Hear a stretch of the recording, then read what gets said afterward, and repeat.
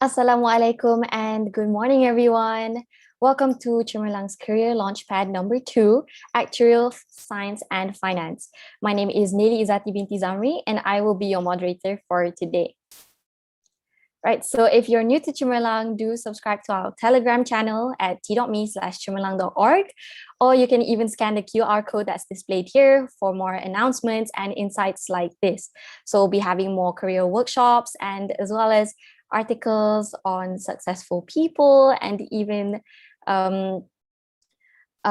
students who have made it to Ivy Leagues, like there's one here, there's Harvard.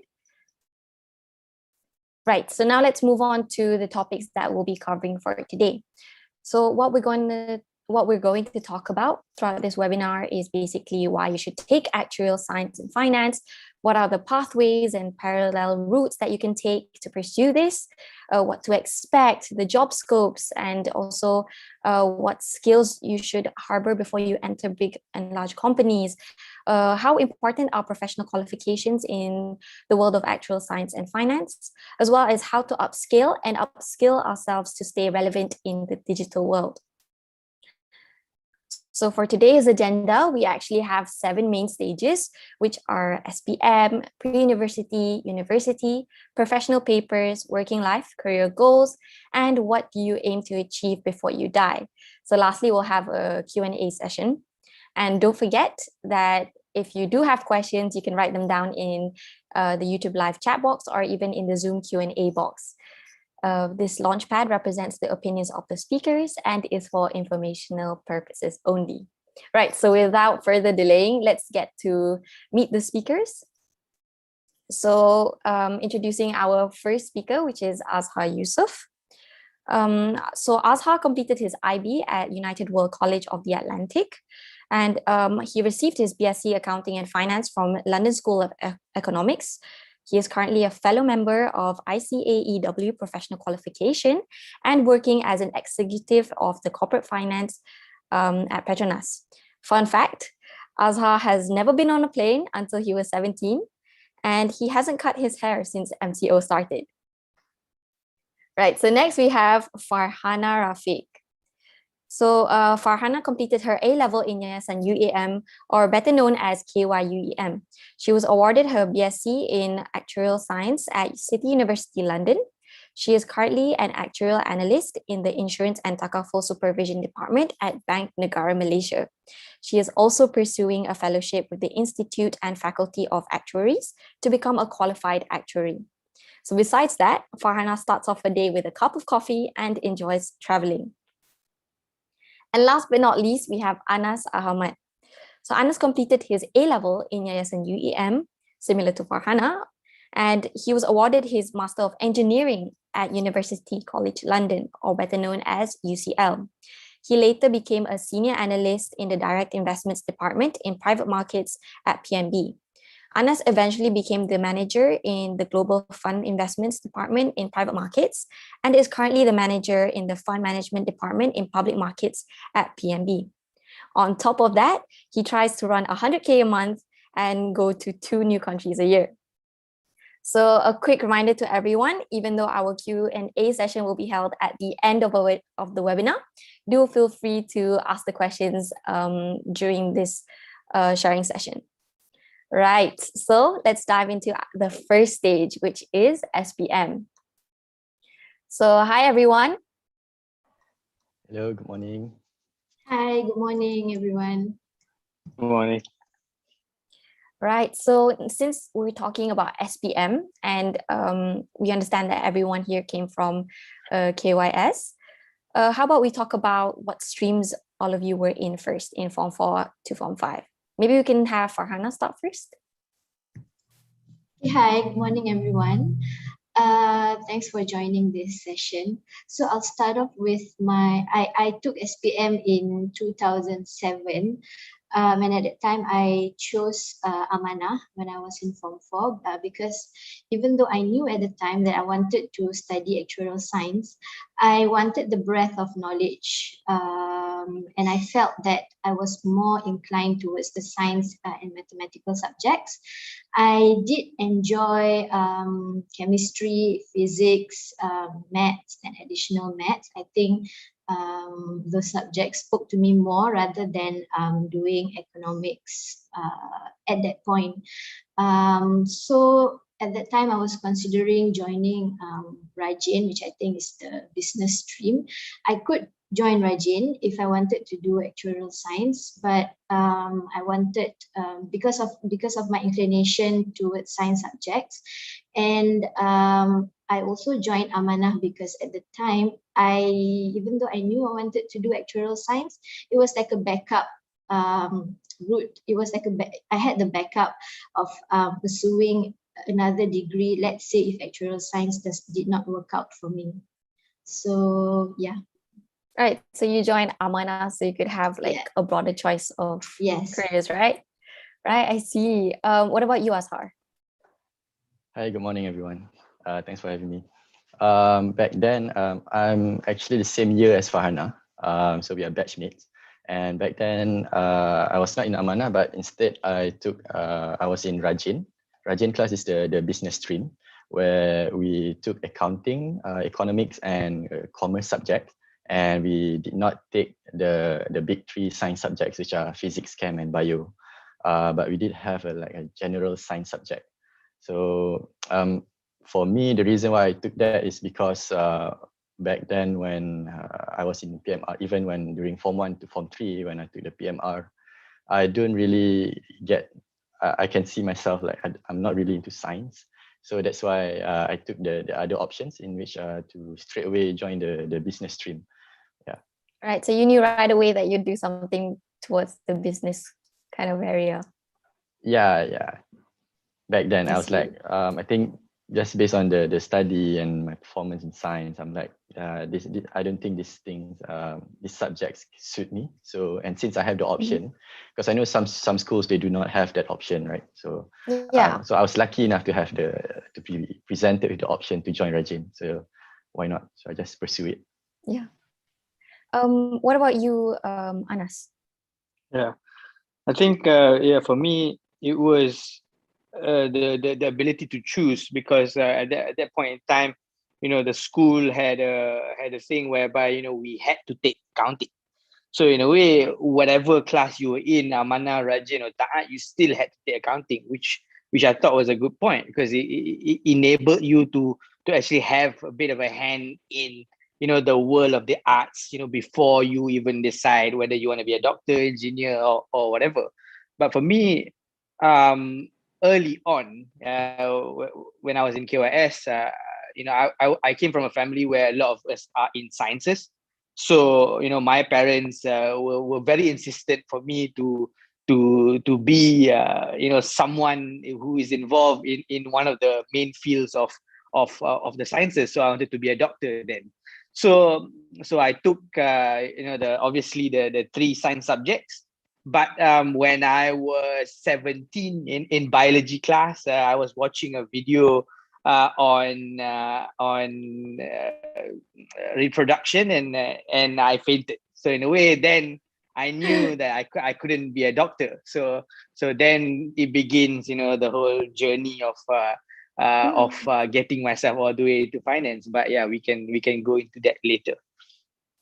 I see. So like someone just asked actually, and I wanted to ask everyone here, if you were to go back in time, especially Farhana and Anas, would you have changed your choices in picking your streams?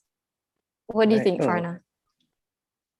No, for me, I would still I would still choose to be in the science stream, because I did enjoy those years where I had the knowledge and I had the exposure to the science subjects. And when I was 17, looking back at that time, I was a bit worried, thinking that I want to pursue actuarial science.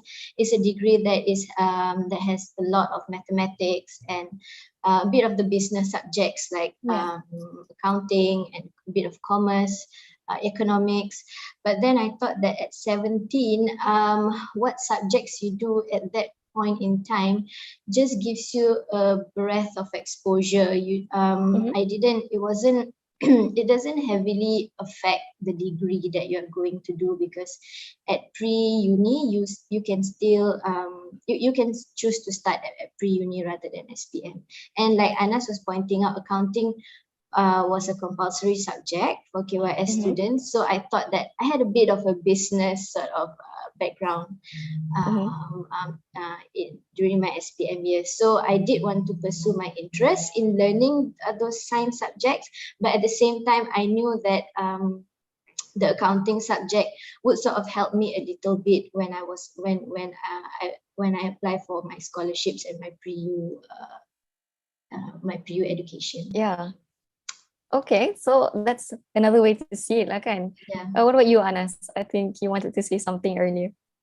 Yeah, I think it's just a concept of, you know, lifelong learning and you know, having as much breadth of knowledge as you can.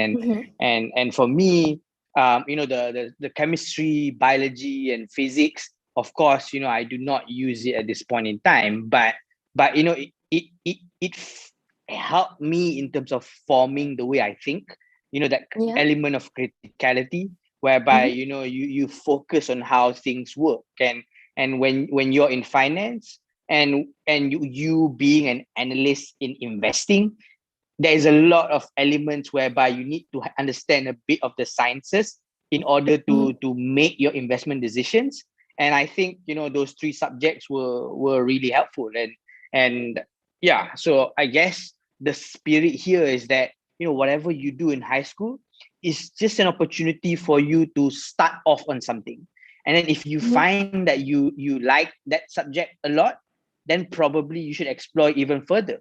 And you know, whatever you learn in high school will, you know what, one day be useful to you in some way or another. I can tell you guys that. That's for sure.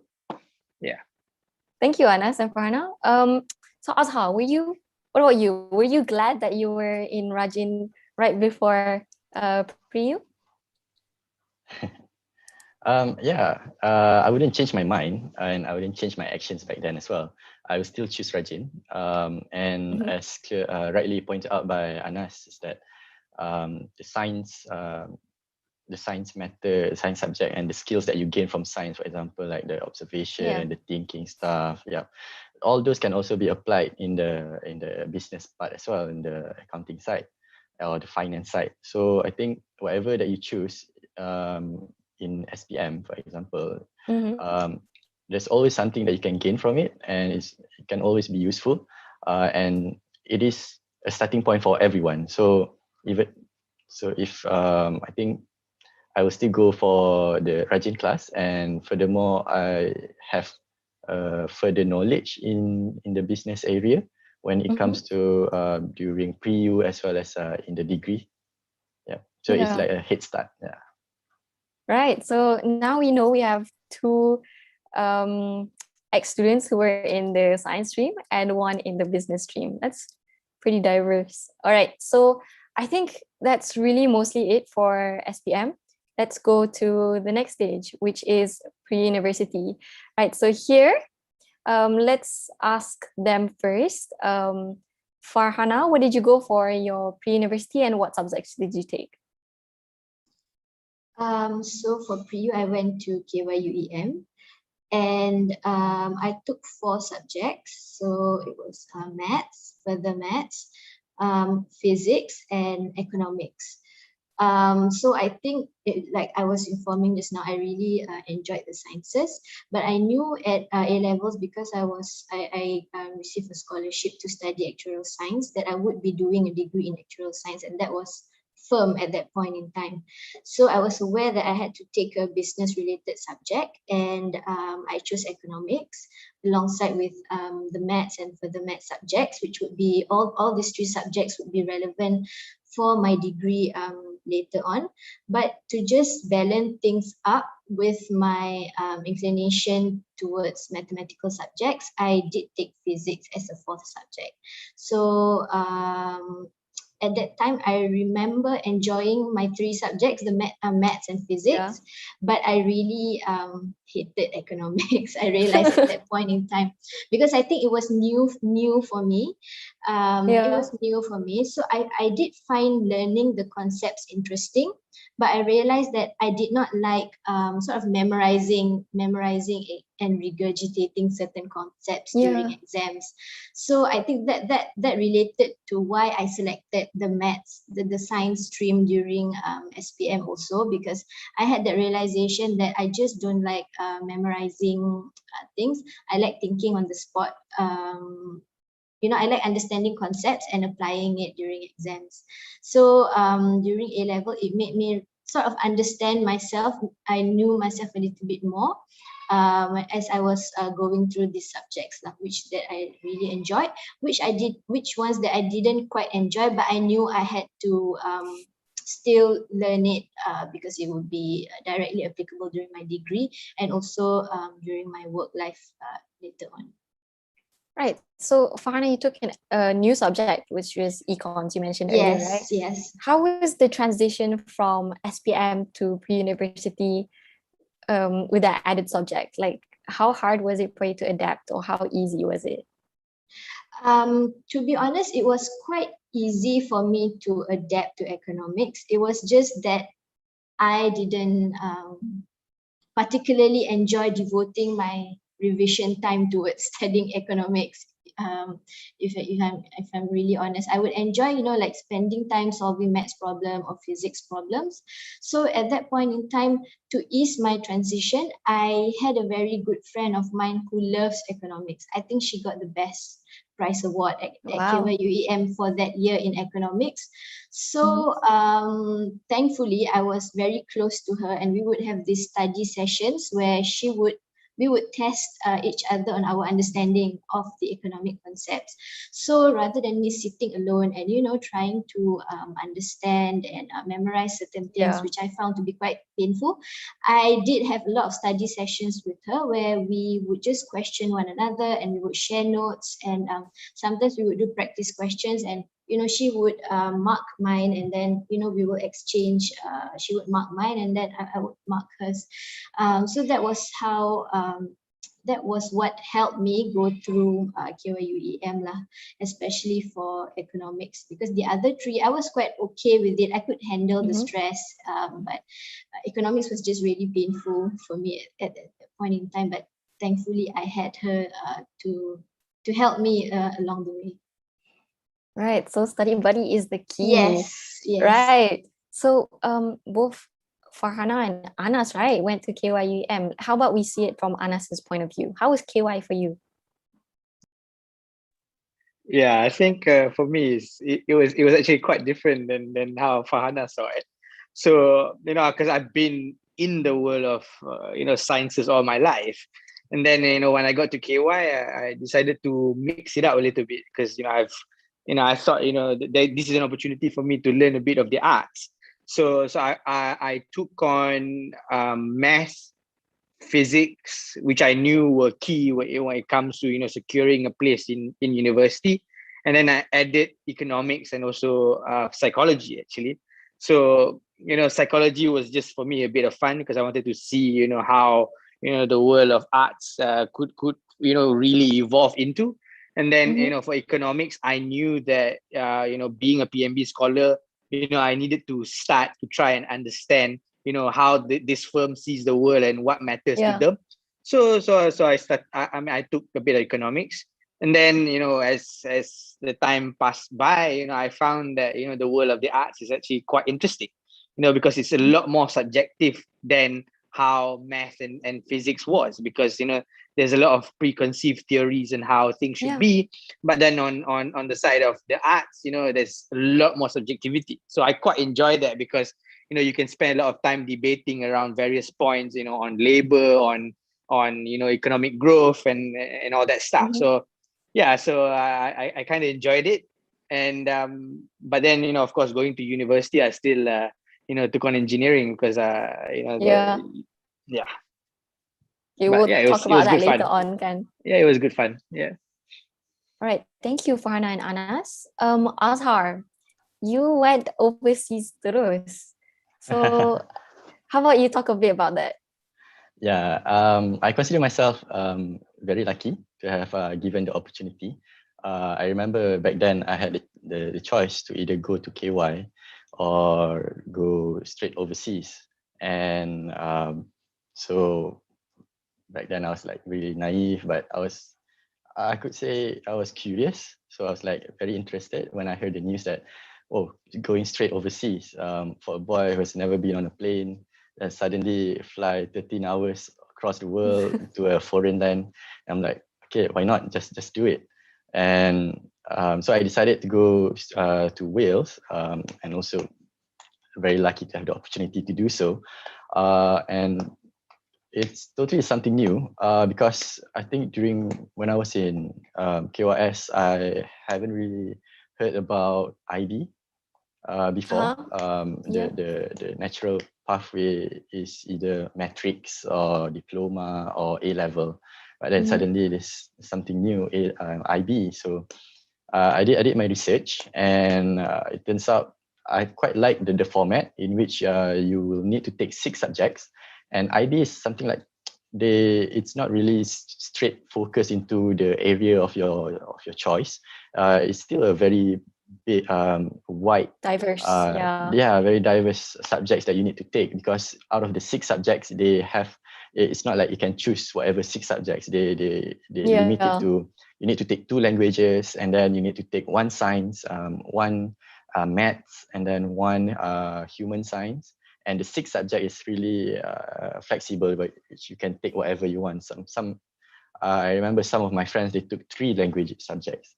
So yeah, that's one of the key point of why I chose to take IB, because I like so that I can learn a lot of things, so that I can explore myself and I know what I want. So that's why I decided to go for IB. And another thing, of course, it's overseas. But then when I look back, it's sort of like, I was naive. I didn't really know what I got myself into, because it was actually quite stressful, because you have a bit more pressure on you, because when you compare with your friends, okay, they are back in Malaysia and they are waiting to fly to the UK, and I'm in the UK already. And if I don't pass a certain marks, actually my sponsor will call me back, and they will not allow me to stay there. So it's a lot more pressure for me. Yeah, imagine if I don't pass it and all my friends are flying and suddenly I'm coming back. Yeah, so in a way, the good thing is that the extra pressure pushed me to, to stay disciplined and focus, and to do well. Right, definitely. IB is so tough and vigorous. I understand.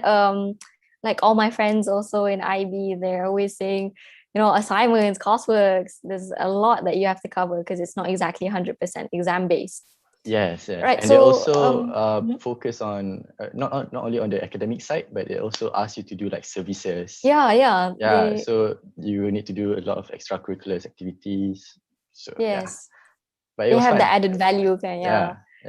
So, right. So when you're in pre-university and you're about to jump into the university level, and there's just so many choices of universities that you like want to apply to, I think a lot of people are wondering, and they have this dilemma where they don't know how to choose their universities, especially with UCAS finding, you have to apply to 5 and then you have to put your top 2.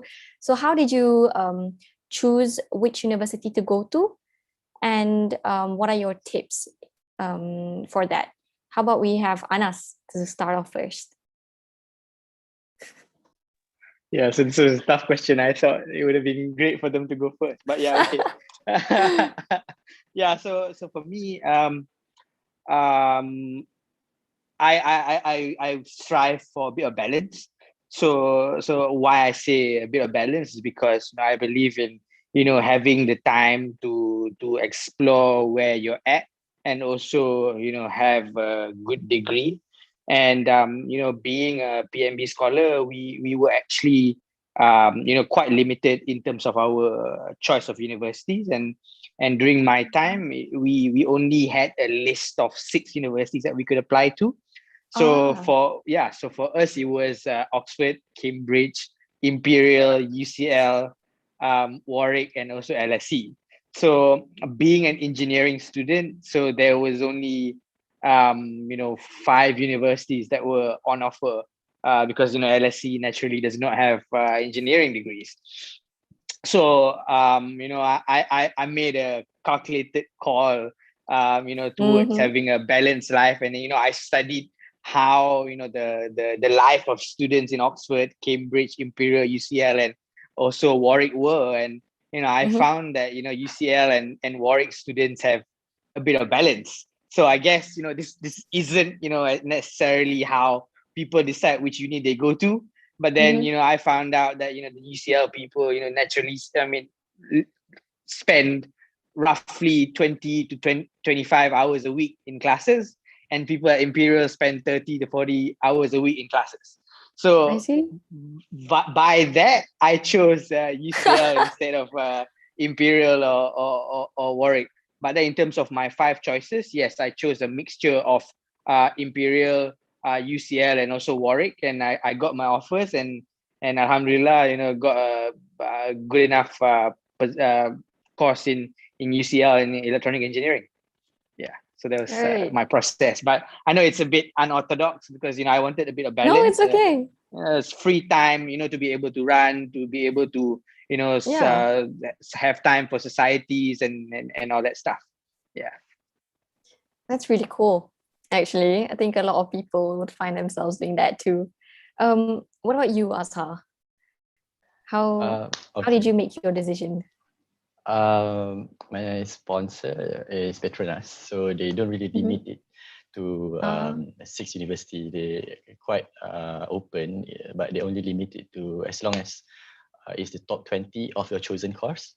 So I have a lot of universities that I can choose to. So what I did was I put a target based.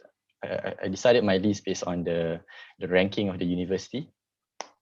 Yeah, and also when the offers came in, when I decided to choose, of course, I split it into the first choice and the safety. Yeah, yes, the so fun and yeah, investment, basically. yeah. So I don't put both of the universities having the same requirement. It's also like a Yes. tactic. Yeah, because if you do that, then if you miss one, then that means you miss both of them. So of course, I just put a ranking, and another deciding factor would be, of course, hearing LSE is located in London, the capital. So because actually the PRIU, the college in Wales, Yeah. actually is really a secluded place. It's by the sea. I'll tell you, from the place to go to the nearest town, you either walk 40 minutes, because in which students do because you don't have any money, Yeah. or you take a bus which takes about 10 minutes, and that is the nearest city, and there's not much there actually, just the basics. But if you really want to go outside, then you need to take another train, a 40-minute train to go to Cardiff. So you see, I was like, okay, I had my fair share of staying in the secluded area, so now I want to go and live in the city. So that's another reason for me to choose LSE as well. By the way, my safety is Warwick. So when the results came Oh. out, I was alhamdulillah, I got enough to go into LSE. So yeah, Yeah. so that's the If I story. may add, my Yeah, yeah. first choice was UCL, and my second was also Warwick. So yeah, Warwick is a good Mhm. safety. All right. Well, Farhana, how was it for you? Okay, for me, my sponsor is Bank Negara. So I think similar to Azhar and Anas, they did also provide a list of universities that we should apply for actuarial science. And I think that list was based on the top 10 or top 20 in the UK at that point in time. So at the time, I wanted to go to City, and I chose Yeah. City University, um, because after I spoke to first of all, it was, I think, the top ranking university in actuarial science in the UK, Mm-hmm. alongside, I think, Harriet Watt and LSE. But why I chose City in comparison to Harriet Watt and LSE was because when I was speaking to my seniors who had gone there, they told me that for City University, the classes are a little bit smaller. So in terms of lectures and tutorials, you can get more attention from your Yeah. lecturers. And apart from that, there are more qualified actuaries that have qualified and work in the industry in the UK or maybe in Europe, who are now lecturers at City University. So at that point in time, I thought it was an attraction point for me because I knew that I would be learning from qualified actuaries who have worked 10, 15 years in the industry and are now, imparting that their knowledge to students. Yeah. So that was the main point that I selected City. I think my second choice was Harriet Watt because of the same reason, in the sense that I knew that there were more qualified actuaries who were now lecturers at Harriet Watt. But why City was my first choice was obviously because I wanted to go to London. Yeah. As compared in comparison to Scotland. I mean, I've been to Scotland before, and it's a great place. But I thought the concept of being in City University. Rather than a campus university was sort of exciting to me because I felt like I wouldn't be just confined to living in the campus and mixing with the students there. I would have an opportunity to explore around. Sorry, so that was my main reason for selecting CP as my main university. I see. Right. So now we have the three different methods of choosing your universities. Let's move on to our next stage, which is the university stage. Right. So here, just now you've shared about which university you went to. Can I ask, how was university life for you, like in general? If there's anything that you'd recall easily, if you want to say it here, you can. Azhar, maybe you can kick off for us. Okay. For me, university life is it's really different from SPM, I would say. But I was lucky enough to go to Wales, so the method of teaching is sort of similar, because when I compare back in SPM in Malaysia, I'm not sure if it's just the style, but there are lots of the teachers feed you a lot of stuff. They give you tips. They give you spot questions, for example, and Yeah. So, but it's really different. In PU in Wales, they do not do that. So they just give you a lecture, and then if you have any questions, then they give you homework to do, and if you have something that you need to ask, then you will be the one who needs to approach a teacher or even your friends and try to figure out. So I was lucky enough that I have experienced that during PU. And for me in university, it's the same concept where Right. you only have a lecture, maybe like a 2 hours lecture per week, in which they will cover like 2 chapters of the book. It's like a thick book, and imagine you need to cover it within I don't know, like 20 weeks. Then every week, and in that book, it's like, okay, you have like maybe 20 to 30 chapters. So every lecture, every week you go through like 1 or 2 chapters, and there's only so much that you can cover within the 2 hours period. And the teacher will always give you like reading materials for you to learn, to read on your own, and they will give you some questions, but you will need to do a lot more based on your own initiative. So for me, university is a lot of free works. I can tell you, every year in LSE, you only take 4 subjects. And out of that 4 subjects, if you imagine, you only have 3 hours of contact for each subject. So that only makes 12 hours of contact with your teachers. And all the others are your free time. So it's really easy for you to, just play games, stream dramas, lose track or something, series, right? TV series, but of course you need to be. That's where your self-discipline kicks in. So for me, university is where it really teach you how to manage your time and be self-disciplined and have a lot of initiative. Right. So you have to be independent always. Yes, and of course, it's very easy if we want to do it Malaysian style.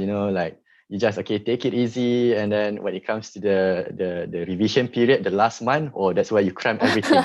But then last minute. But then the exam will happen in May or June. So before that, you have the Easter 1 month break.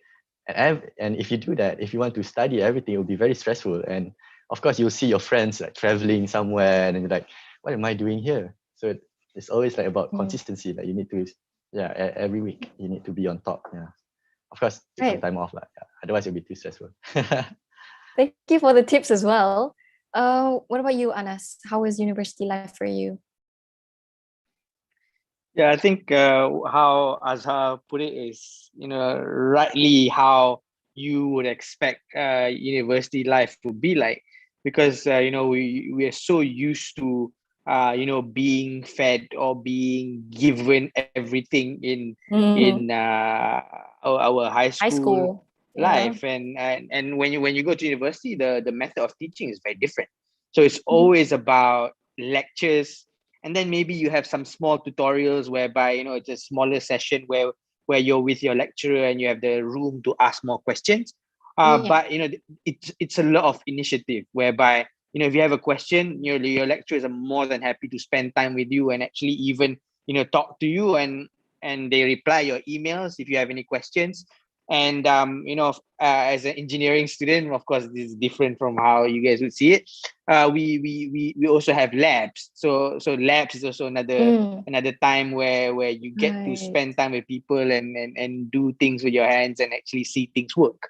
um I think another different thing is that there's a lot of coursework, and I think your courseworks will help you to have further understanding, and be a bit more hands-on rather than just doing practice papers and all that stuff. But that those things exist too, and yes, Nobi put it, Azhar put it rightly, in a sense that there's always an Easter break, which is like a month before your exams where you're off. Yeah. So the initiative is always that if you could be consistent through the year, you wouldn't have to spend that month studying, and you can just go on a short break where you could explore and have that balance, and then come back and do a bit of revision before your papers. But the exams are usually nicely spread out over a course of 2 weeks or 3 weeks. So in a way, there is that time, but of course the work has to be put in the study weeks, whereby it's usually a block of maybe 10 weeks in the first quarter of the last quarter of the year, and then another block of 10 weeks in the first quarter of the year. So that's how the calendar works. You start in September and then you end in June, and then you have a summer break for 3 months. So that's roughly what you would expect from uni life. Right.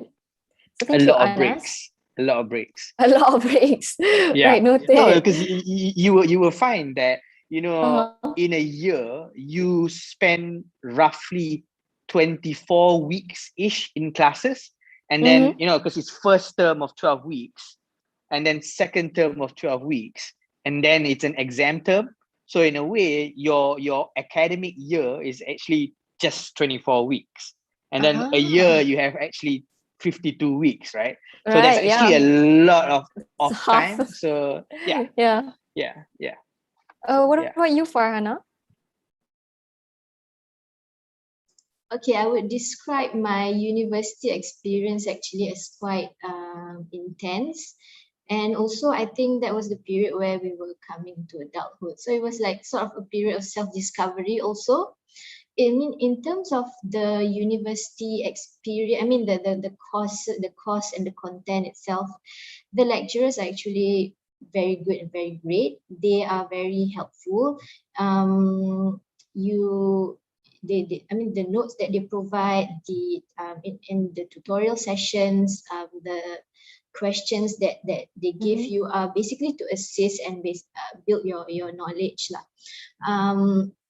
I remember in my first year, we, like Azhar and Anas were saying, we had a lot of free time. I think at that time we had a Wednesday afternoon off, and maybe a few of other days we didn't have any lectures and any tutorials. So technically that should have been my study time. But I think in my first year, because I just arrived in London, it was like a new metropolitan town that I was excited to be in. I was not as focused as I should have been. looking back on my experience, I think at that time I was also adapting to being in a new country, Yes. adapting to the culture, adapting to being independent and on my own, because we were previously in 5 years of boarding school, where your Yeah. time has been set for you. You wake up in the morning and then you have your classes, your lunch, everything is provided, and everything is sort of provided to you, and you just had to go through it. And then you have your sports hours and then your prep hours, and all that. So things have been predetermined for you. And I think Yeah. it was sort of similar in KYUM, just the rules were slightly relaxed. So when I went to the UK, there was no one sort of telling me what to do. So it was like a period of excitement for me, especially in my first year. I remember I was like, went out a lot, I traveled a lot, like Anas and Azhar was saying. I remember because we have, I think, about 10 to 12 weeks in our first term, Yeah. followed by a Christmas break of about two weeks to 3 weeks, and then in January we have our exams. It's like it's a sort of a final exam for the subjects that you studied in the first term, which is from September to December. And then after our final exam in January, we start our second term, and then we have an Easter break followed by another set of final exams. So in my first year, I could have done more in terms of revision and studying, but I remember I went traveling, like I was on a holiday, like I was on a holiday, and I didn't focus much. I mean, I did not focus as much as I should on my studies. But thankfully, because the subjects in my first year were not that intense, a lot of it were from A levels, and because I had economics, which and the syllabus was essentially almost a replicate of what I learned in A level. So the math was also mostly similar. So it sort of helped. I mean, it didn't jeopardize my results for my Helped first you. year that much, for the fact that I did not study as much, and my results were not really bad considering I should have studied more. But also we had new subjects, like we had to learn a programming language, because that is actually quite relevant in the working world. So we had to learn a programming language. So those are sort of very new things for me. So I feel like the first year in university was like a period of self-discovery for me. And then after my first year, I sort of sat down with myself and thought, and I had a chat with myself, and I thought that I'm here not to enjoy life, but essentially I am on a scholarship, and my job is to study and get good results.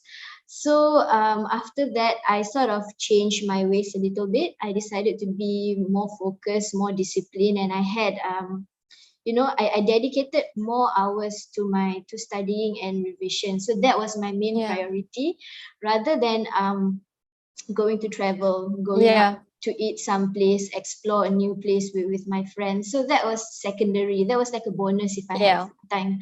So I when I changed my ways, I realized that it helped me focus better. It helped me to become a better student, and also definitely helped with my results. And I was very thankful that I did that, because in my second year, the transition from the intensity of the course in the first year to the second year and the third year is quite a big jump. So in the first year, it's quite relaxed. You had a lot of free time. And in your second year, there's not much free time. I think you have lectures and tutorials every single day except for Wednesday afternoon. And then I think at that time, a lot of my classmates and I were also trying to secure an internship. So we had to do that on the side, meaning like submit your application, submit your resumes, go for interviews, do the, I think there are online tests like mathematics and probably some general knowledge tests. So that required a lot of time and dedication also, apart from studying for your exams lah. And then, so thankfully I managed to secure an internship in the UK at the time. It was with a reinsurance company. And I felt like it did sort of boost my motivation and my spirit to go into my third year, which is the most intense year lah. So if I were to describe the university experience in terms of the syllabus, so the first year is more of a continuation of your A-level syllabus, but it's just a little bit more intense, and you have a lot of free time to yourself. And then in the second year, they start introducing you to the applications and the technical subjects that you would experience in your working life. And then in your third year, obviously, it's like more closely replicates what you would do in your working life. So the build up of and the jump of the difficulty and the intensity is great from year to year. Right. So I hope that was helpful for you. And I think everyone sort of started similarly, where like all these breaks started to happen and you decided that consistency and being independent was like really crucial. But everyone also realized halfway that it was really important that you actually do stick to it and not just keep it at the back of your head, right? Yeah. So I think I think if I may add, yeah, sure. I think the main lesson from university, I mean, being abroad, of course, is forming your sense of discipline, because now it's mostly about you and what you want to achieve and how you want to achieve it. So in a way, it's about self-discipline. And then it's also a huge lesson in independence, in a sense that now it's you rely truly on yourself, in a sense that you don't have the comforts of home. You would have to find places or things or people that you would need in order to somewhat create the same level of environment that you have at home. So that is another big part of the lesson, because you're so used to the comforts of Malaysia, and now you're going abroad and there's so much freedom. So there could be the challenges of being led astray from your priorities. So that's why it's important for you to remember why you're going there. So I think this is something that we all should get right. Of course, yes, you have the responsibility towards your sponsor, but then you have to also remember you have a responsibility towards yourself, in which this is your opportunity to make something of your life. And being in the UK or being in the US, being in Australia, or even being in a local university, you have to remember that this is the time where you are studying something which will be the value that you offer when you go into the working world. So if you understand that very point, and that this is your opportunity, you will be fine. So that is the focus. All right. Thank you, everyone. I think we can close for university and move on to the next stage, which is professional papers. So I understand that Farhana, you're currently working towards your paper, but we have Azhar who completed his. What about you talk about the professional paper that you took and perhaps your experience dealing with taking it and everything? Right. I took ICAW. I was presented with the options of either taking, CCA, SAW, or the others. But then, being a UK graduate, I think it's more common for a UK grad to take the ICAW. And just to share, actually, when I first started off working, and then the firm asked us to choose which professional paper to choose, and I said I wanted to do ICAW. But then they actually say that they advised me not to do it, actually. Because it is like an internal policy, or like a benchmark, that they say only the first only those who graduated with first class degree can take ICAW. But then I don't know, at that time I felt a bit left out, like why can't I do it just because I don't get a first class. So I fought, and they say, okay, they give me an ultimatum. They say, okay, fine, you can try the first paper, but if you fail, then no more. Then you take whatever we ask you to take. But if you pass, okay, then that's fine. You can continue. So the first paper was very critical for me. I was like, Yeah. okay, fine. I'll try. I want to prove myself. Like I still want to do this and I want to pass. So yeah. And luckily, alhamdulillah, I passed. So and Right, then here they you decided, are. yeah. So actually, yeah. For me, when I took SAW, I think there's no particular reason lah. With people asking why, if you compare SAW or CCA, which one is more difficult? Mm-hmm. I would say both are equally difficult. Both have their, their specialty, for example. Yeah. But at the basic, both of them are teaching the same things, and part of it is the technical knowledge as well as the ethics. When you become an accountant, so both are equal. So for me, if you want to pursue, just choose whichever that you want. But of course, you need to work hard for it. It's no Yes, easy task. definitely. Yeah, because when I did my SAW, I actually did it as a part-time while working. So I Uh-huh. joined the audit firm first. After graduated, I Ah. did not join Petronas straight away. I joined an audit firm for 3 years, and I need to complete my professional paper within that 3 years. They give an option to extend for another year, 4 years, but then of course at the expense of an additional bond.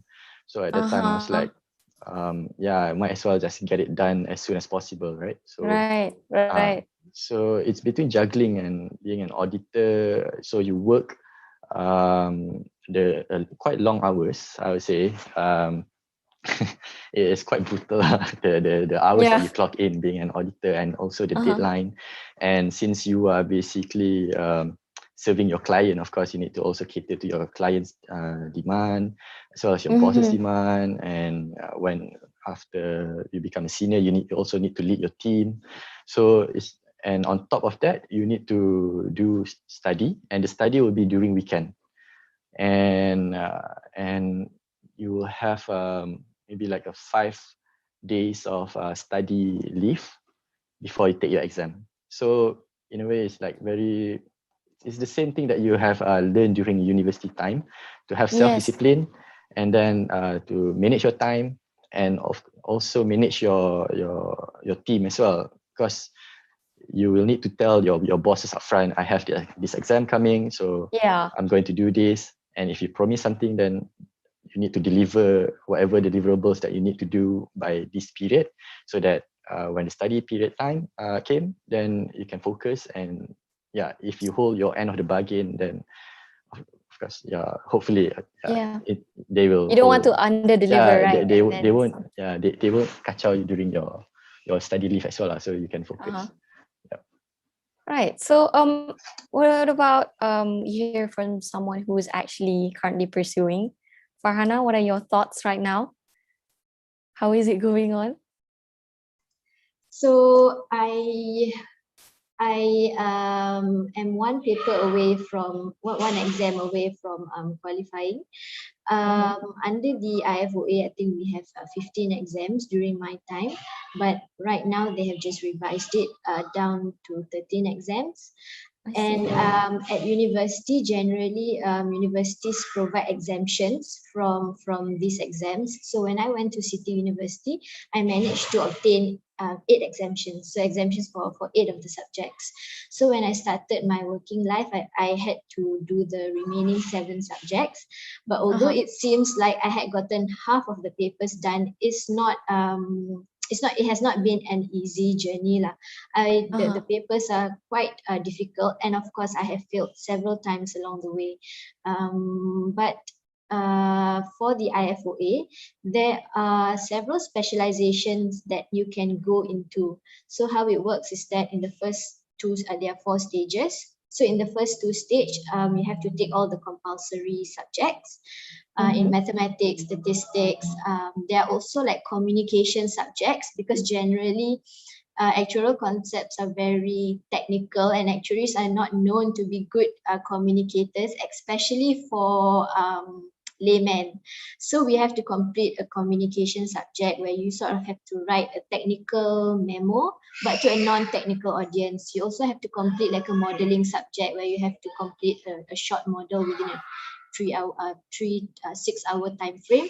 So these are some of the subjects that you have to sit, and it's compulsory. But once after you complete these subjects, you have the option to choose your specialization for the remaining 3 subjects. So the specializations are in life insurance, general insurance, investment, and healthcare. So these are the main 4 streams, and my stream is the general insurance stream. And basically that is just a little bit of background on how the actuarial exams work. In terms of the support from my employer, we get 10 days of study leave per year, and there are two exam seasons. So one in April, another one in September. So generally, if you are confident that you can pass during your April season, you can just take the 10 days straight, or you can divide it 5, or 7 and 3. But and you can also, if let's say the study time is not enough, then you can use some of your annual leave. You can use some of your annual leave to make up for it.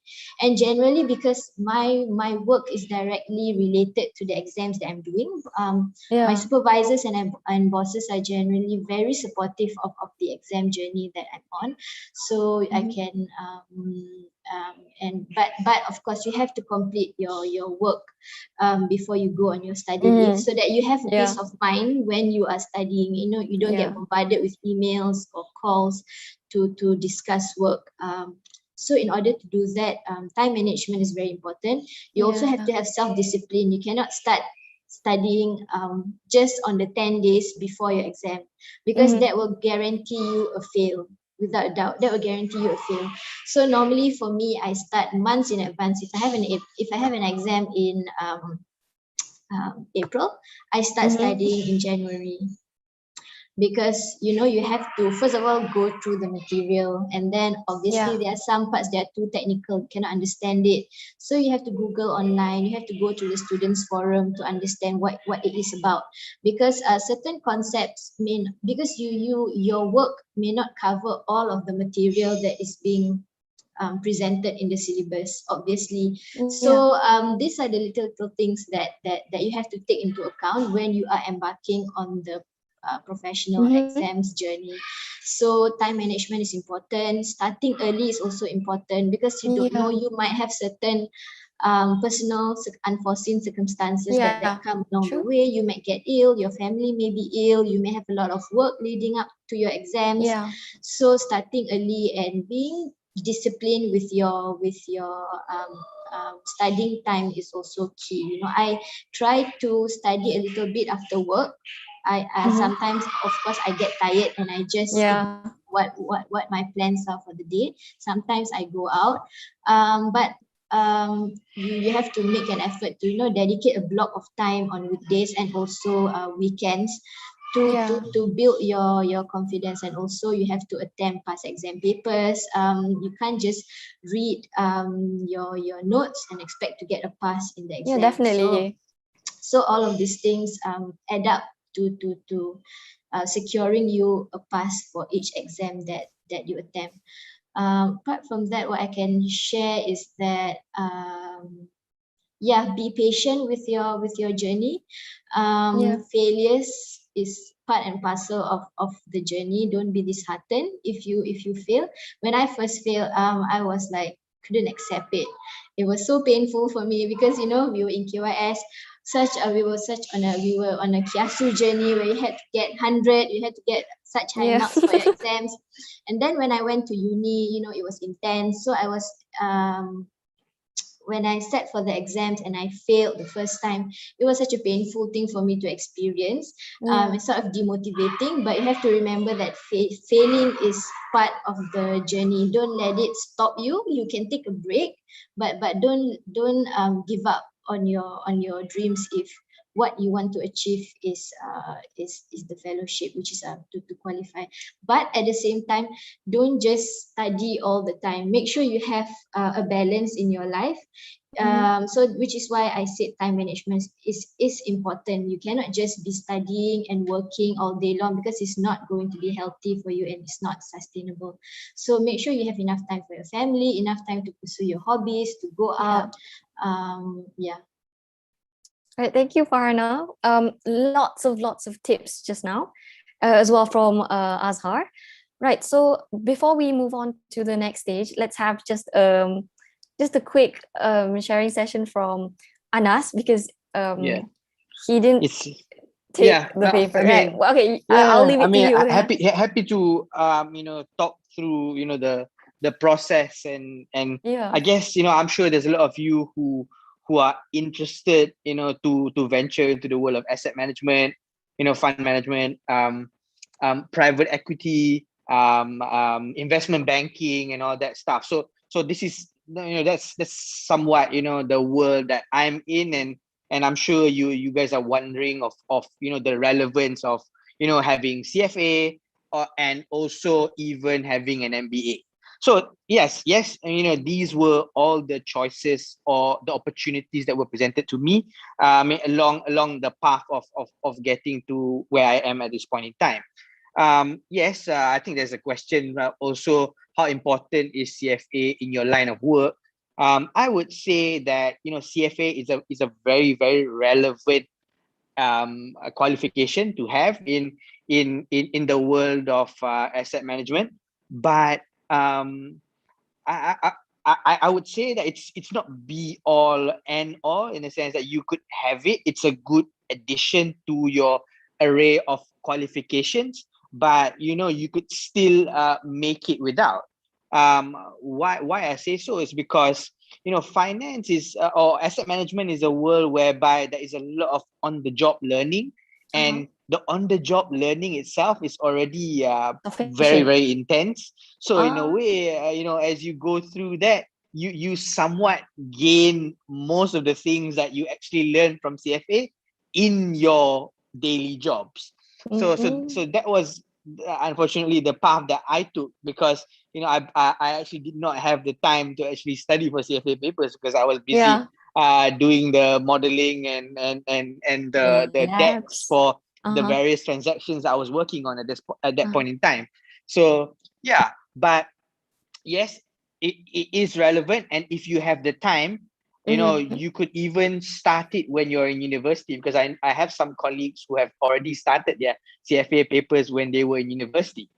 And another qualification which is rather relevant is an MBA, of course, but this is a different level, whereby you try to get it when you have had a few years of experience in the industry, whereby after 3 years, then you go to business school to equip yourself with a lot more, whereby, because an MBA is a very experiential sort of learning, whereby you go have a class with a lot of other people from other parts of the world who have had 3 or 4 years of experience in the industry, and you have good discourses. So in a way, it enables you to elevate further what you know, add more things into your thinking arsenal. So and then beyond that, you can come back and then rejoin the firms that you were with, or even join other firms.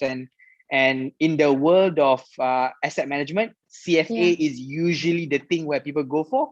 But in the world of private equity, MBA is what people usually take, because in private equity, there's a lot more of arts in terms of how people interact with each other, and arrive at transactions. And of course, in the world of asset management, things are more how do I say it? It's a more structured process, because assets are listed in the stock market, so you don't need to talk to people to really buy stuff. But in private equity, it's all about you talking to other people in order to try and get to transactions. So that's a bit on CFA and also MBAs. But happy to take further questions later on. Yeah, sure, definitely. Right, thank you for sharing about professional papers. I think it's time that we move on to the next stage, which is going to be working life. Right, so everyone here is working and currently in this stage. So how about we start with Farhana? How's the working life? Working life has been, I would say, great. I've been with Bank Negara for 7 years, and I mean, I have been in the same department for about 7 years. So what we do is that we basically supervise insurance and takaful companies in Malaysia. I think we have a financial stability mandate, which means that we ensure that these companies remain solvent and sort of are resistant to financial and economic shocks. So in terms of working life experience, is sort of if you have a good if you have built good habits during your university years, then I feel like your transition to working life would be much easier compared to if you were not self-disciplined during your university years. Yeah.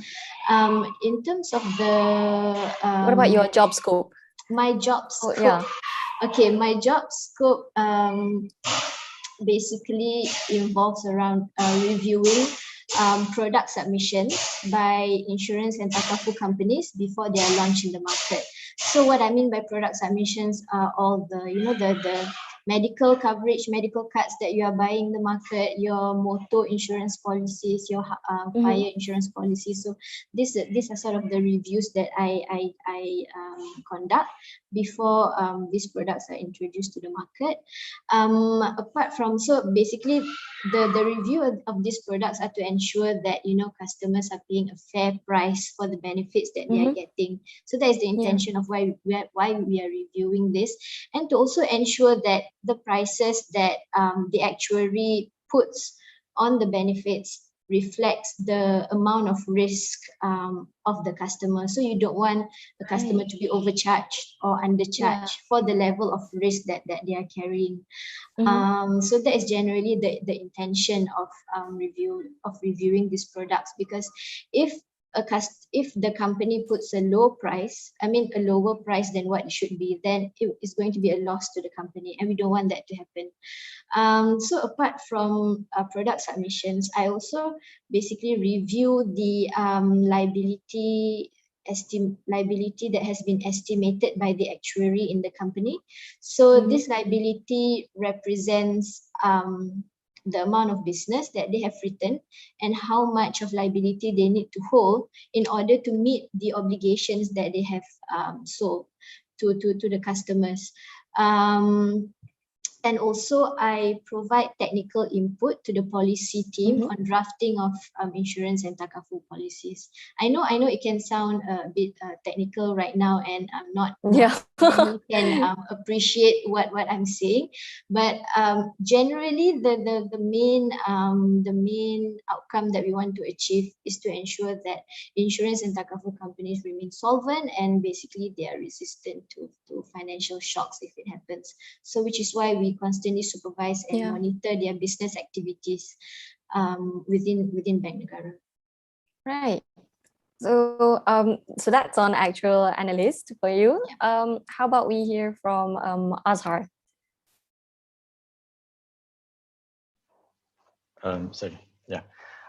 So currently I'm working in corporate finance department, in which we mainly handle fundraising activities, capital structuring, as well as assisting with the finance due diligence for M&A activities. So we work on projects, and it's a big team because we are handling the whole group. But then, of course, we are being split into the different industry, for example, like the upstream and downstream and the corporate level. So for me, currently, I'm in the downstream team, so I will handle the entities within that downstream business. But as a whole, the whole department is basically just handling the fundraising, capital structuring, affordability, I would say, yeah. So it's a lot of it's quite different from auditing, because when you're auditing, it's basically just when you're an external auditor, you're just auditing the financial statements and just to check that the whatever that is reported is true and fair. But now it's a lot more of decision making, in which whatever that your work will assist the management in deciding whether to pursue or not to pursue with a project. So it's a lot more interesting, I would say. And I would say that in terms of the workload, it varies. There are busy period and there are also downtime. So it is really important for you when it comes to the busy period, you really need to be disciplined, gear up and be ready, and and always to manage your deliverables based on the urgency and the importance. So it really comes back to all the skills that you have learned during uni time. It's all about timing, self-discipline, time management. And I would say I would add another thing would be to have a good support system. So even during back in uni, if you have faced difficulty because you suddenly face a newfound of independence, but it's in order for you to keep focus, I think you would need to have a good support system, and that can come in the form of your family by getting in touch, or from your friends, your housemates, your coursemates, or even your student advisor. So they're all there available to you. You just need to open up to them. So it's same thing as work. You always have your teammates. You always have your managers, your bosses, and don't be shy to ask questions. If you ask them, that doesn't mean that you look stupid. Like even for me, I don't think myself like, oh, I have a professional paper, I should know this. But sometimes there are things that you learn not from a professional paper or from degree, but actually from experience. So just ask and get into discussions, get input from other people, and you can learn a lot. Just keep an open mind. So in work, you really need to, and of course the most important thing is teamwork, because you always work in a team. So that's nice to know. That's my opinion. Thank you so much, Azhar, for sharing that. Anas, what about you? What are you doing right now? Yeah, I mean, I think it's worth going back to the start, because I think my career so far has been pretty colorful in that sense. Because I mean, I started off in PMB, of course, being an engineer. So we spent a year of really being a management trainee, where we were given the opportunity to go through various departments. So I got to see the asset management division. I got to see the private markets division. I got to see ASMB, which is our fund distribution arm, whereby it's the part of the business which talks to the everyday Malaysian and sells the ASB products, ASM products to people, and then also in our research division. So that year was actually my year which I spent learning every single part of the business before I was placed into a relevant department. So the first department that I was put into was actually the private equity side of PMB. So in a way, I can actually tackle two of the questions that I got with regards to this as well. And I spent, I think, the first 2 years of being in this very department in doing transactions. So in a way, mergers and acquisitions, and then monitoring assets that PMB owned, and some of the transactions that I was involved in was the acquisition of a toll road by the name of Sistem Lingkaran Kajang, so Kajang Silk. So PMB bought the highway, and I was part of the transaction team, and also part of the team of trying to list Prolintas, which in the end it didn't happen because there was a change in government. So it was a bit unfortunate. And then an investment in a e-commerce business, which we all are quite familiar with. So yeah, so my first 2 years was quite colorful in that sense. Mhm. Working on live transactions on behalf of a asset management firm, and then beyond that, we PMB thought about really growing the private equity side of the business.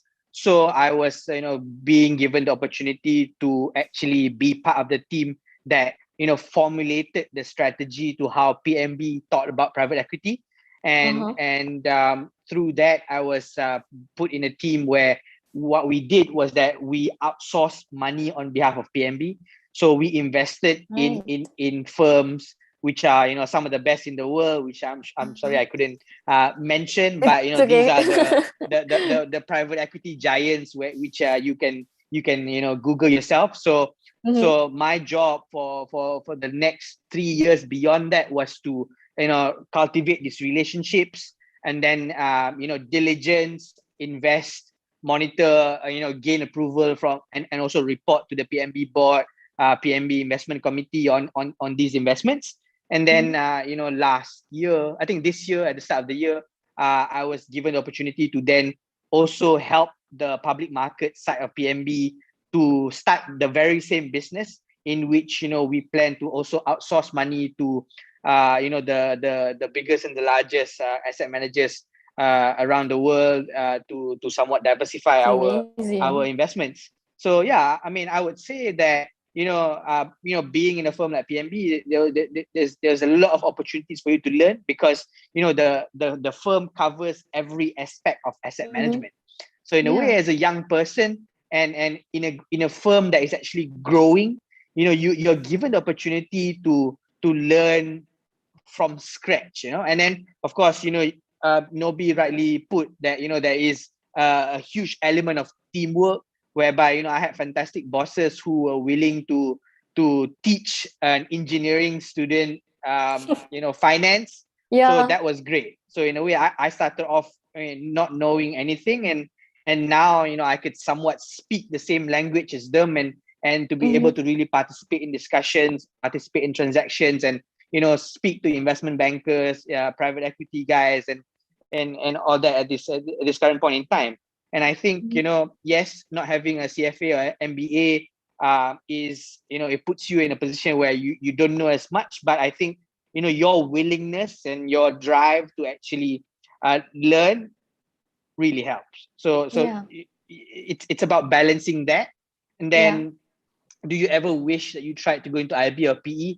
I mean, I found that PNB was a really great place to learn, because you have almost the same sort of volume as what you have in the IBs and the PEs, because you're effectively another arm of investing for this firm. So it's been great, and I think the four asset management firms in Malaysia, the big four, Yeah. EPF, QAP, Khazanah, and also PMB, all of us have got the same level of things that we do, which could help in terms of developing you Mhm. as a professional in the asset management space. Right. Thank you, Anas, Azhar, and Farhana for sharing that. Now let's move on to the next stage, which will be career goals. Right. So we're gonna make this one more of like a fire chat. So maybe if you could explain and state your career goals in 2 to 3 sentences, is that okay? Let's have Azhar first. What are your career goals? It changes actually. At the beginning, when I was in high school, my career goals maybe like one of my dreams is always to open a cinema, to run my own cinema, and that's mainly because I Oh, love to watch movies. But oh, then now I realize cinema is not really a pandemic-proof business. But I also yes. have Right. another Backup. goal, which is Oh, I would say being in this finance stream. I would say another of my dreams is to be maybe a director mm, of a large corporations, for example.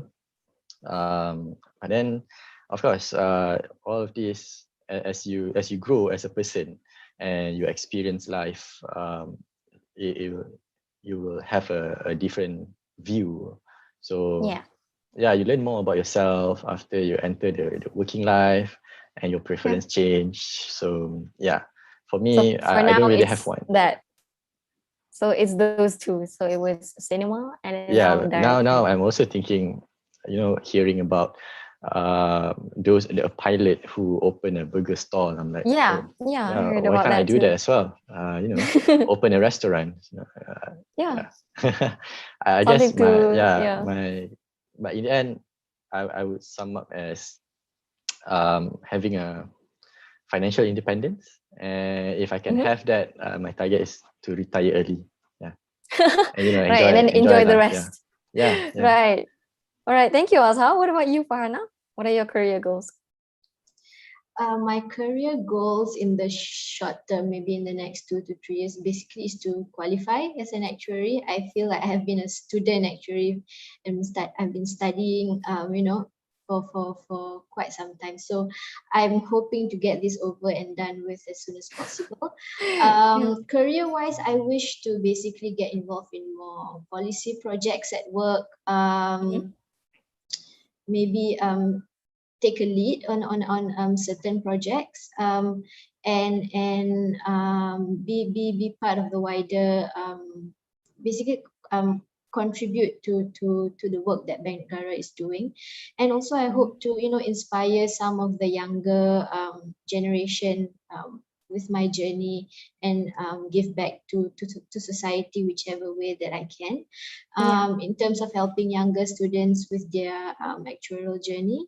I also hope, like Nobisi, to be financially stable, um, and also basically to um, whatever that I do, I feel like I am going to work hard at it. It's just that sometimes your preference change 2 3 years down the line as you discover Yeah. yourself, and your what you like today may not be what you like in the future. So Mhm. I'm also flexible, and I'm quite open to exploring new things. So it's difficult to say for sure where I wish to be in the next few years, or have a target on myself, because sometimes having expectations Uh-huh. can sort of set you up for failure if you don't meet it.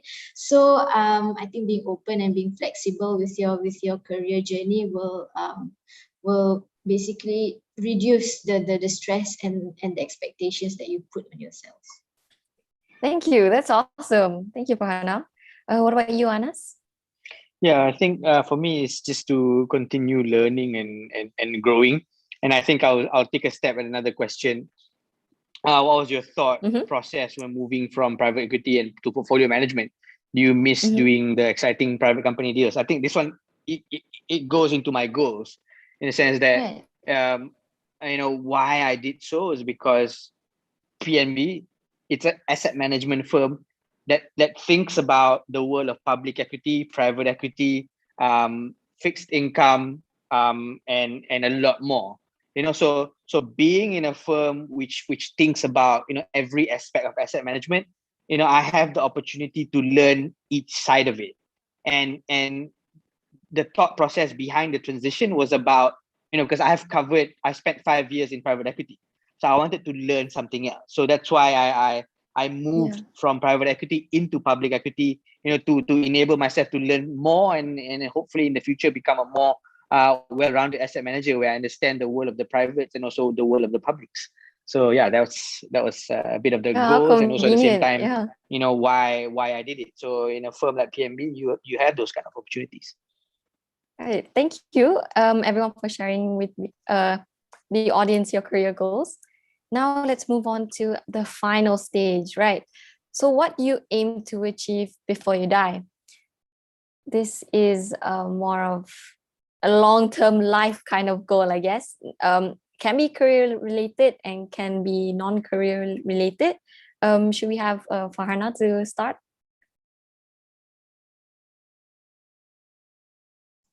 Sorry, can you repeat your question? I was answering Yeah, a yeah. live question So, just now. oh, it's Sorry. okay. So it's what do you aim to achieve before you die?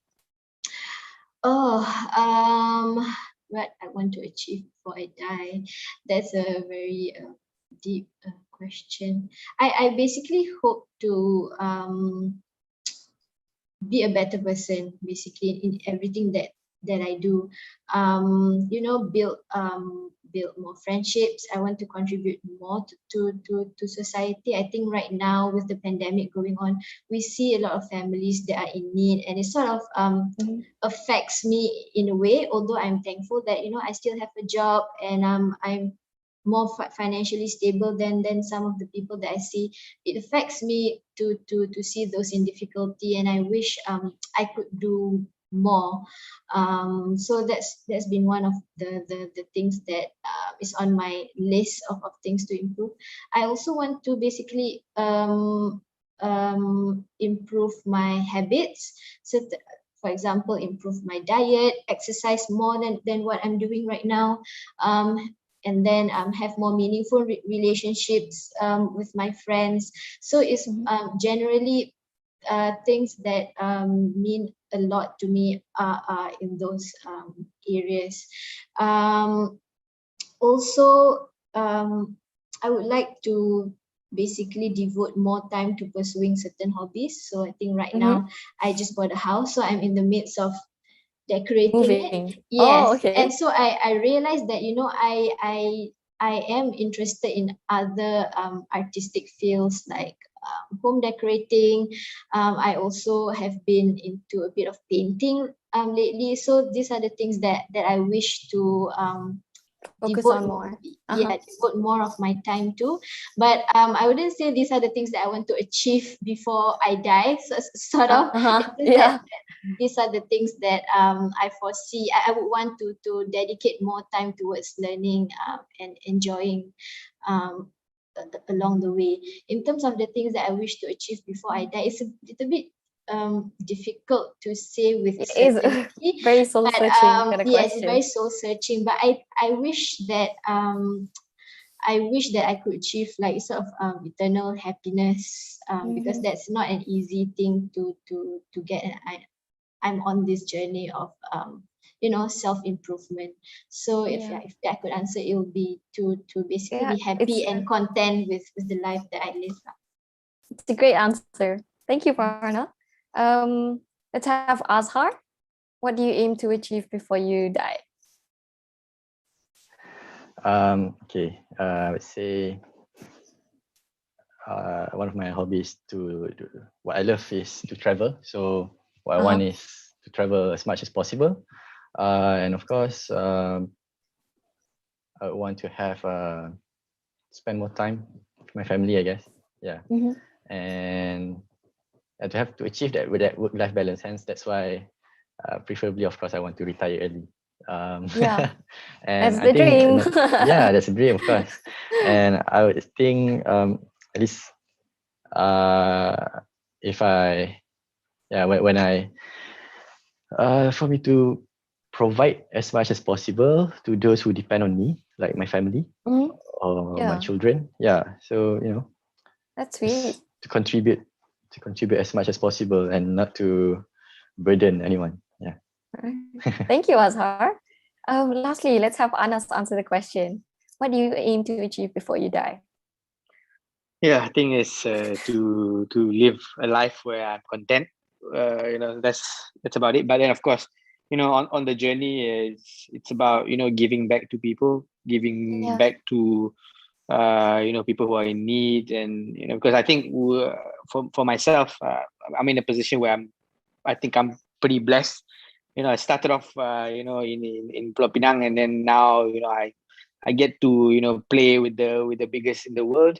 And these opportunities, it came through a lot of programs of social mobility, and I believe that as it is now my duty to actually then give back to people to ensure that we can allow more people to enjoy this path towards a place where they can really contribute towards society and contribute towards the very livelihood of their families. And yeah, so it's a bit of a small personal goal of mine to actually be as helpful as possible with all the opportunities that has been given to me. Right. Yeah. So thank you all of you for sharing with us your life goals. Now we have reached the Q&A session. So we'll try and hopefully address as many as we can. And I understand that the panel has also been answering the ones on Zoom already. But we have some coming in from email. So I'm going to read the first question. Is it possible for an auditor who has been with audit firm for 3 to 4 years to jump into corporate finance? And how common is this case based on your experience? Right. Do we have anyone who would want to take this question? Yeah, I can take it. All right. Yeah, it's pretty common actually. Of course, myself is an example, but I also have a few of my friends who are actually the same pathway as me, whereby they after graduated, then they enter a big four audit firm, and then afterwards they are absorbed into Petronas and they join corporate finance. So it's actually quite common, but of course it's not guaranteed, and it's in work. When you want to move from a place to a department or to another firm, it's always about supply and demand. So it's always about whether there's a vacancy at that place. Yeah. So sometimes it's all about timing as well. Right. Thank you, Azhar. Yeah, I think if I may add, yeah, sure. Yeah, so I think yes, because it's that is the opportunity whereby I think the audit firms would also have their advisory arms. So in a way, in your audit ecosystem, there is actually a path for you to go into M&A or go into CF, whereby you could apply to go into your advisory arm, and then from there you could have live transaction experience in which you can then use to jump into IB, or to jump into asset management, or even to jump into private equity, in which I have seen myself. My ex boss was actually a person who did this very move. Sorry, Irwan. Yeah, so I'll quote in your life, but yeah. Right.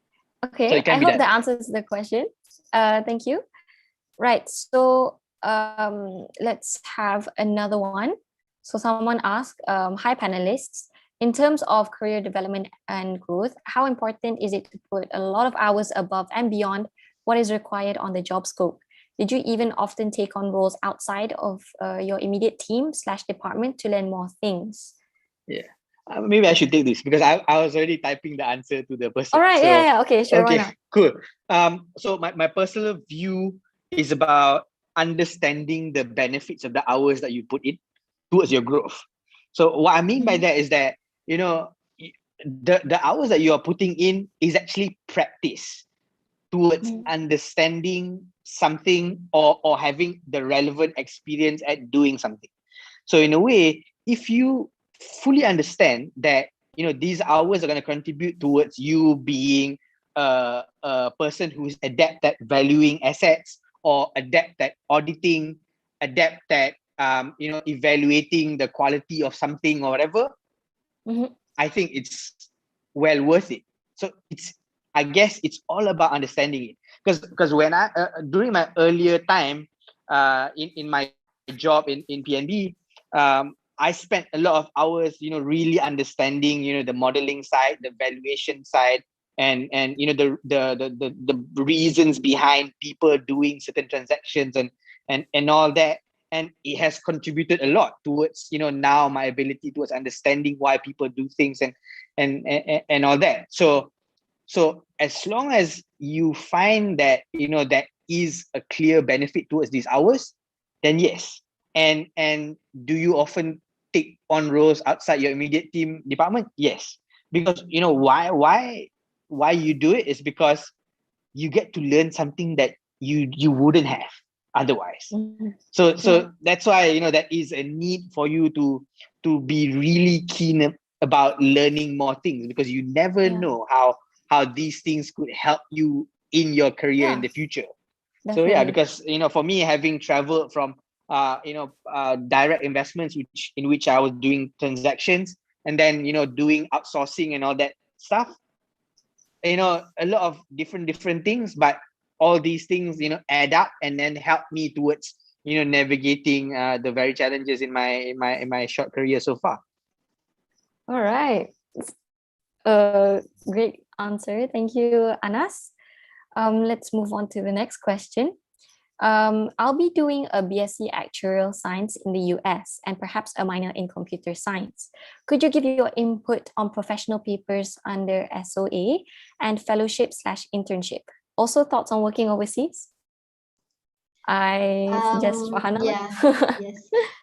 In terms of the SOA exams, I don't have much knowledge about it, but what I do know is that you have similar streams to the IFOA, like general insurance, life insurance, health, pensions. But what I do know for the SOA is that you have to complete your associateship before you can do the exams to gain your fellowship, which means that you have to do the exams in order. But that is not the case for IFOA. You can just mix, basically you can just do the last exams followed by the intermediate exams. There's no order that you have to follow. So that's the first key difference. The second one is that if I believe the SOA has more courses based exams compared to the IFOA. So those are the two differences that I can think of. In terms of the number of exams, I think it depends on the specialization that you're choosing. So anywhere between 11 to 13 exams. But for the IFOA, there are 13. So I think those are the key differences that I can think of at the top of my mind. In terms of what were the other questions that were posed? Sorry, I think what was the... I think you were typing on one of the questions, yeah, right? So professional papers. So I think the next one is an internship. I think it's great if you can get an internship whilst you're in your first year or second year, because it can give you a flavor on what you can expect in the working world and whether the internship suits the specialization that you're intending to pursue. So for example, if you are into catastrophe modeling and you get an internship with a reinsurer to model, catastrophe losses like earthquake losses and all that. So you can get a flavor whether that is something that you want to pursue or it's not for you, because sometimes when you're reading technical or theoretical material, it can be interesting, but once you do the work, you realize that it's not something for you. So I feel that an internship is just of about 12 weeks can help you determine what you want to pursue once you start working. So yeah. And there's no there's not much difference between getting an internship overseas or an internship locally. Both provide very great experiences to you. In terms of, I think there was another question of working overseas. I think that is up to you, for you to basically research and what's your personal preference. For me, I decided to come back to Malaysia because I had a bond. I had an obligation to my sponsor, and I also wanted to be close to my family. So those are the key points for me in making my decision. All right, thank you, Farhana. Now we're going to take some questions from YouTube. So we have someone asking, being in a field that heavily employs mathematical skills, how did you approach the overwhelming field of actuarial science before beginning university? How do I approach? Basically, you just have to do it. If you're into it, then you just have to get used to it and adapt. It might take some time. Like I think for me, like I was sharing before, it took me. I mean, my first year was sort of an experimental year where I was just figuring things out, what I needed to do to close the gap between what I know and what I don't know, and to build habits that will benefit me until today. So I feel like you just have to go into it with an open mind. Don't overthink too much, and basically learn as you go along. There's no set formula towards building your career or basically to enter university life. You just have to go into it and work hard, and things will come your way. Hopefully. Yeah. All right. Let's take I think we have time for a couple more questions. So, hi panelists. Can you illustrate how difficult it is to take a professional paper part-time as working?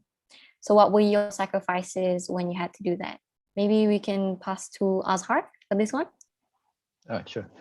I would say a lot of time that you need to commit, and you have very limited time for yourself, because basically the weekdays are dedicated for your work, and weekends are for classes.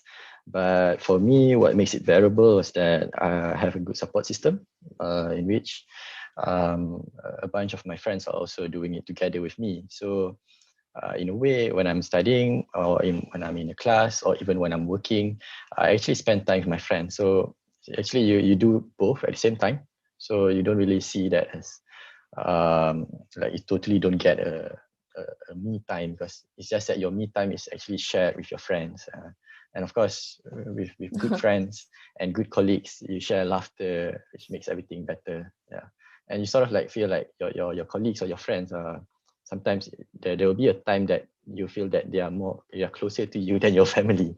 Yeah, but then of course, yeah, but yes, of course, you just need to juggle. Yeah, and just be strong will. Yeah, I think just remember, like the reward is at the end. Just work for it. Yeah. All right. Thank you, Azhar. I think we'll have our final question. This one's directed to Anas. For a person who wants to enter in the asset management sector, what type of degree would typically help in giving more depth or a head start before entering the job market? Yeah, I was just typing it out. Okay. Yeah, I think it's good for everybody to hear it out as well. I would say it's a very mixed bag. Why I say so is because the asset management industry actually uses every single expertise that is actually out there. Why I say so is because, for example, if you were to be in a private equity firm and you are investing in a life science business, so you would actually like somebody who is in the life science industry, or because the industry of asset management requires people who have the very detailed understanding of almost everything. So in a way, so the industry actually welcomes the various skill sets or the various degrees that you have. But then, of course, if you want to be super specific about being a pure asset manager, I would then say that us at PMB, we have a good mix of engineers, accountants, actuaries, economics, and math background people in our group of asset managers. So in a way, those areas will be pretty helpful. And for me, I took on engineering, but at the same time, when I was in university, I did actually take some elective subjects, such as mergers and acquisitions, valuations, management accounting. So in a way, before I got to PMB, I wasn't entirely a stranger when it comes to the things that I was about to do. But at the same time, funnily enough, sometimes when we are evaluating certain technology deals, I would then have the ability to then explain to the team about this solar investment project. The numbers is not right. It doesn't make sense because from my understanding, this should be like this should be like that. So there is always the relevance of your degree or your past knowledge that could help into the decision making of you or your team. So yeah. That's really cool. Right. We've reached the end of the Q&A session, which means basically we're going to have to wrap up the whole webinar. But I want to take this opportunity to say thank you to the three of you, Azhar, Farhana, and Anas, for spending your time with us this Sunday. And just a quick reminder to everyone who hasn't subscribed to Cemerlang yet, please do so at t.me/cemerlang.org, or you can even scan the QR code that's displayed here for more workshops like this. we're excited to have you as part of our family soon. And that's it. Thank you so much. Bye, everyone. Enjoy your day. Yeah, Thank and you. I guess I would say happy to take any questions anywhere Yes, else. If definitely. you guys Yeah, wanna find me Yes. on LinkedIn or whatever. Right. All the best, everybody. All Thank right. you. Thank you. Thank you, everyone. Take care. Bye bye. Bye.